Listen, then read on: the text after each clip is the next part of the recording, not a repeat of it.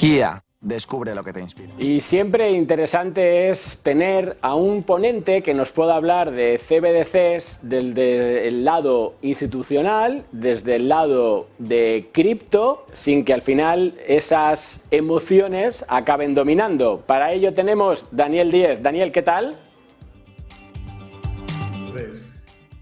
Pues Daniel Díez, que es líder de innovación y venture en Accenture, pero como decía, pionero en todo el tema del ecosistema cripto. Y Dani, contigo quiero ir directo al grano. Tenemos poco tiempo, o sea que 7 minutos, con lo cual respuestas cortas. Pero explícame, más allá del miedo que decía yo, ¿me puedes contar de verdad qué diferencia las CBDCs del dinero electrónico que ya tenemos y cuáles son sus casos de uso? Luego vamos con los problemas y los riesgos, pero estamos discutiendo muchas veces sobre CBDCs y nadie nos explica realmente qué viene a cambiar.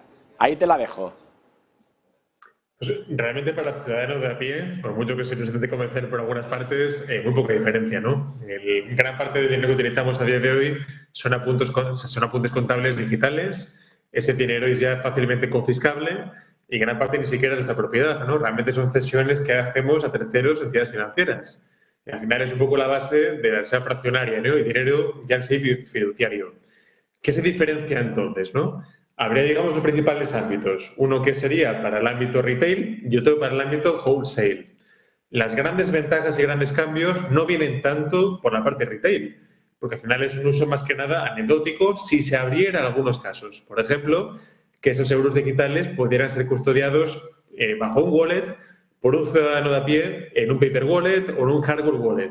Con lo cual yo como ciudadano pudiera ser mi propio custodio sin necesidad de utilizar a un banco o un tercero, ¿no? Pero los tiros realmente no van por ahí. Van más en cómo poder tener una política monetaria mejor segmentada para poder lanzar euros que solamente puedan ser gastados en cosas muy concretas, como educación, como vivienda, como cheques sanitarios. Entonces, para cosas en las cuales podríamos programar las funciones específicas que tendría el dinero. Entonces, ya no sería emitir dinero, bajar tipos de interés y llevar toda esa liquidez al mercado que realmente va a todo, ¿no? Y nos genera luego inflación. Podríamos tener políticas de estímulo, en este caso, que solamente afecten a unas pequeñas partes de la economía y que no tengan ese efecto tan sistémico. A nivel wholesale es realmente donde hay unas ventajas tremendas. Cuando yo hago un pago internacional entre una entidad financiera u otra, o mismamente los grandes bancos que tienen modelos ya de cuentas nuestro-vuestro, donde tienen depositados fondos en muchísimos tipos de cuentas, en algunos casos, incluso alemanes como el Deutsche Bank, tienen más de cientos de miles, en este caso, de cuentas nuestro-vuestro. Con lo cual, hay no solamente mucha complejidad y procesos que son lentos, sino que hay mucha liquidez que está retenida, parada, muerta de risa y podría ser realmente llevada a la economía útil.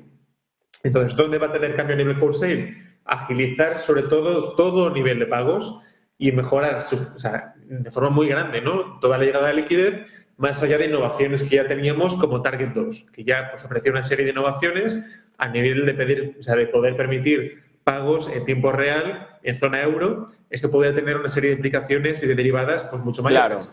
Claro, pero ahí, Dani, entonces, ahí entiendo esas diferencias. Por fin ya hemos contado al final dónde viene a aportar en la parte positiva, pero se está hablando de la privacidad, ¿no? De cómo esto nos va a impactar y cómo esa programación, si se tira por esa línea, pues también va a ir en nuestra contra, porque ya estamos fiscalizados en los ingresos, ahora también en los gastos. ¿Qué hay de cierto en esto? ¿Cuál es el riesgo? O mejor dicho, ¿cómo nos preparamos también, ¿no? En vez de lanzar la alarma, ¿qué podemos hacer si esa es la línea, que también te lo dejo sobre la mesa, que se va a seguir desde las autoridades monetarias? Claro, pues un poco en contra del alarmismo, al final, hechos, ¿no? Ya en un informe del año 2019 de Nature, en un paper publicado, se establecía al final que con solamente 15 atributos digitales anonimizados que cumplían con GDPR, podríamos identificar a cualquier persona en muestras mayores de 3 millones de personas con una probabilidad de éxito de 99,9%. Y solamente con 3 atributos digitales anonimizados con el 58%. Con lo cual, ya había un problema previo de falta de privacidad, incluso cumpliendo con la regulación, por problemas en la gobernanza de los datos. Y ya los fondos eran confiscables. Lo hemos visto en casos como en Grecia hace ya unos cuantos años o incluso en Chipre. Con lo cual, ¿esto hacia dónde va? ¿O qué nos permitiría? Por un lado, el uso de nuevas tecnologías como las ZKPs, las Zero Knowledge Proof. Tecnologías que nos permiten que probemos cosas que sabemos o que podemos hacer sin necesidad de revelar constantemente quiénes somos. Esto quiere decir que para poder conducir un coche necesitas saber que yo soy una persona que tiene un carnet de conducir en vigor con todos los puntos. No tienes que saber cuándo lo he sacado, ni cómo es mi nombre, ni dónde vivo, ni mi DNI, ni el nombre de mis padres. Toda esa información que yo proporciono a terceros es susceptible de ser robada y de ser utilizada, vendida en la deep web, para incluso poder emular mi identidad por parte de un tercero. Entonces, sería un riesgo muy grande que podemos mitigar.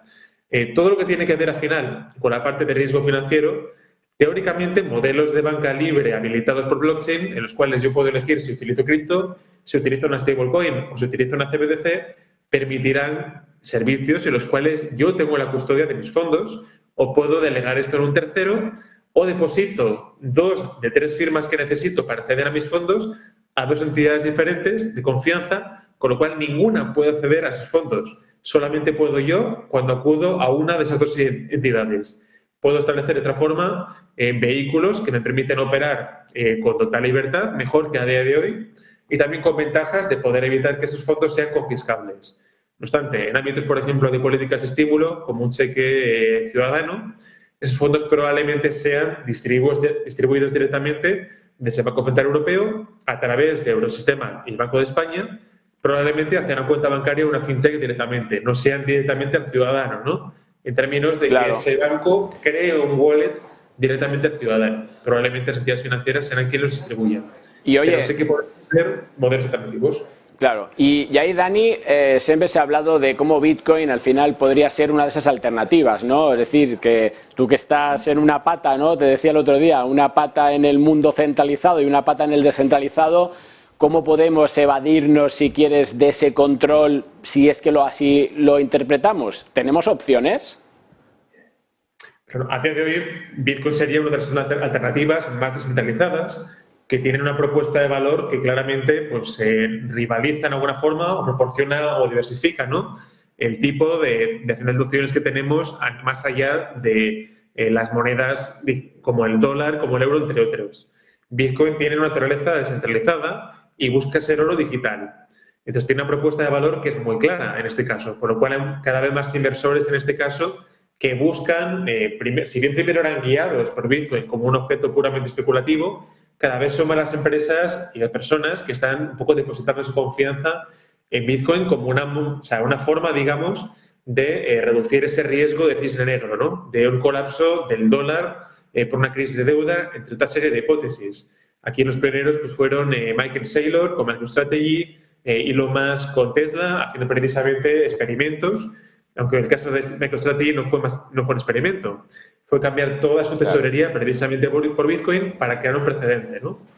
Pues oye, Dani, quiero acabar con una pregunta que muchas veces se lanza y que no se responde, y es ¿cómo va a afectar, te quedan nada, 50 segundos, pero cómo va a afectar todo esto, CBDCs, Bitcoin, a la banca tradicional?